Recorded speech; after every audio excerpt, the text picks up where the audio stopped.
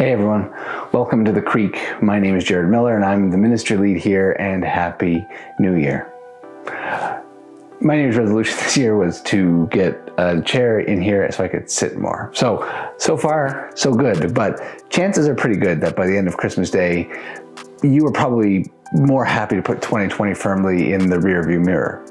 If your family was anything like mine, between managing of kids' expectations, setup, cleanup, any obligatory family Zoom meetings that you had to have, and plus all the other stuff that just needed to be done to make Christmas successfully Christmas, by the time you were done with that day, you probably just wanted to do nothing more than collapse into bed and maybe shoot up a prayer that said something to the effect of, "Thank God Christmas only happens once a year." If that's a feeling that at all resonates with you, then make sure you hit the subscribe button at the bottom to stay connected with us here at The Creek, because we've got some things coming up we do want to tell you about at the end of this video. But usually, the week between Christmas and New Year's all kind of just blurs together for me.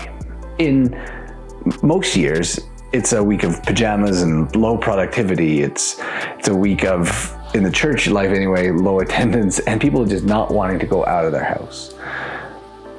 But then in a usual year, you have New Year's Eve to break that monotony, to break that routine, and it's a time where people can mark the end of things and the beginning of whatever's going to come next. But I don't know about you, I didn't have any grand plans to ring in 2020 this year. And most of the people I talked to were planning on being in bed by 10:30 or so. New Year's Eve is supposed to be a celebration of last things, but this year that job ended up on Christmas's shoulders. Christmas became the last big day of the year that we all had to get through, so we felt like we could put 2020 finally behind us.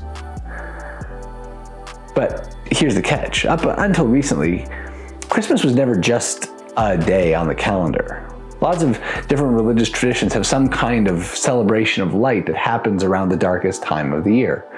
For Hindus, Jains, and Sikhs, it's the 5 days of Diwali. Judaism has Hanukkah for 8 nights, and Christians have typically celebrated what's called the 12 days of Christmas. You might know the song. It's no accident that religious groups find deep meaning and significance in the ascendance of light over darkness. But for Christianity, which was largely responsible for the calendar we use today, that means that our 2020 was always going to be muddled into our 2021. Christmas's lesson for 2021 was simply this: that the myth of a clean break is just a nice story that we tell ourselves. That if we put our trust and our faith in that myth, that it is always going to let us down. Maybe you've already experienced some of that. Here we are, 2 days into the new year, and for as low as the bar for 2021 should have been, we're already finding that the problems of 2020 have stuck with us. The things that sucked in 2020 will suck this year still. The things that we were bad at, we will still be bad at. Our frustrations, our grievances, the systems we don't like, they're not going anywhere. I think that's part of why the success rate for New Year's resolutions is so low. Because where can you go to get away from yourself? And can you really change your spots all that much? For us here at The Creek, we see 2021 the same way we suspect you do. We spent the last 6 months imagining what church can look like after COVID, and here's what we do know. 2020 showed us all how thin the fabric of our community was. Which is why we want to take some time here at the beginning of 21 to first say thank you. Over the month of December, we were inspired by the tiny little lending libraries that dot so many of our neighborhoods here in the South. And so we decided to do something kind of in kind for the people we thought were most affected by the lockdown. So outside of the train stations at Shaughnessy, Fish Creek, and Somerset, we set up mitten trees with a relatively simple message. Take what you need, give what you can. And the response blew us away. The trees were picked clean and refilled by you more than a dozen times. Together, as neighbors who live south of Fish Creek, we donated more than 3,000 pieces of clothing, hats, scarves, mittens, socks, even masks. And we don't know where all of these went, but we know that they're being used. Someone even set up a fourth tree in Shaughnessy. In 2021, we want to do more of the same. You've inspired us to do more of the same. So that's what we've decided we're going to do. We've already started putting together a team of volunteers from across the South who want to put together a program for families that have struggled through the pandemic. We want to give families an opportunity to do something that they find life-giving.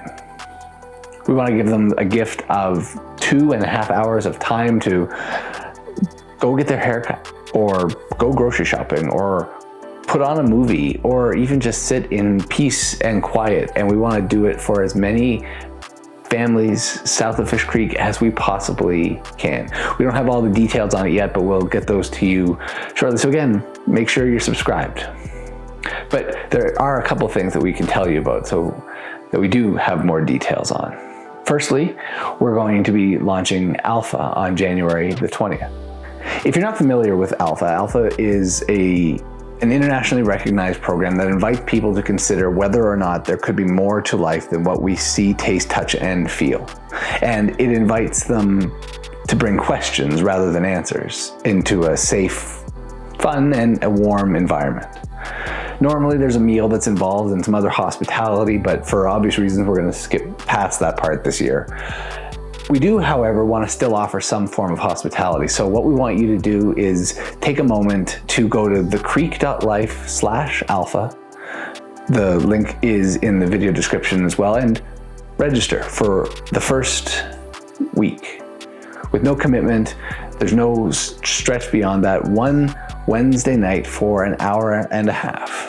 We'll make sure that one of our team members then drops off a swag bag to you before that first evening.